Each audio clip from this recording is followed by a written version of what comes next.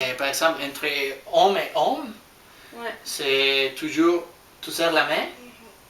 Si c'est une personne que tu ne connais pas, tu serres la main seulement, et quand tu es présent, et à la fin aussi. OK. Mais si c'est une personne que tu connais, tu serres la main, et tu donnes une accolade, tu serres la main encore. OK. Homme pour femme? C'est juste homme-homme. OK. Si c'est une femme, par exemple, si tu vas faire une rencontre d'affaires, si c'est ton client, tu serres la main et donnes un bec, ou tu serres la main seulement. Ça dépend les niveaux des personnes avec qui tu es.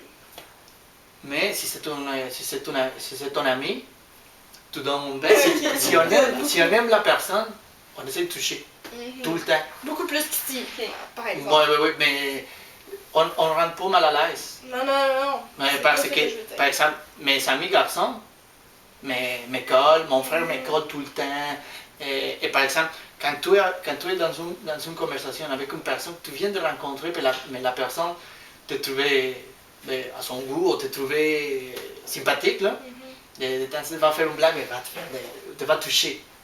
Va faire une blague, te touche, un clin d'œil.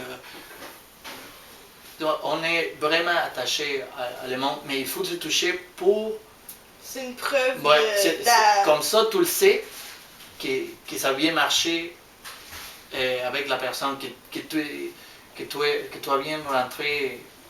Si la personne ne te touche pas, dans le fond, c'est qu'il y a peut-être Si tu ne te touches pas, tu commences à t'en douter, tu veux dire, est-ce que lui aimait ma conversation, est-ce qu'il m'a trouvé intéressant.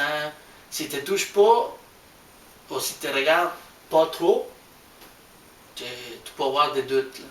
Ça va être quand même quelque chose qui va être différent du Québec. On ne va pas aller toucher toujours les gens. Non, je sais. Moi, ça m'est déjà arrivé. C'est un exemple. Moi, je reste toujours comme ça. Je touche tout le monde. Donc, de temps en temps, ça m'arrive que j'école quelqu'un, mais me regarde comme... pourquoi? Pourquoi est-ce que tu m'écoles? Par exemple, le père à ma petite amie, là, ça m'a pris presque 12 ans, parce que j'ai la misère pour la prononciation, à serrer la main et les coller. Maintenant, lui est à l'aise avec moi, mais lui, il me touche, m'écolle, et me serre la main plus souvent.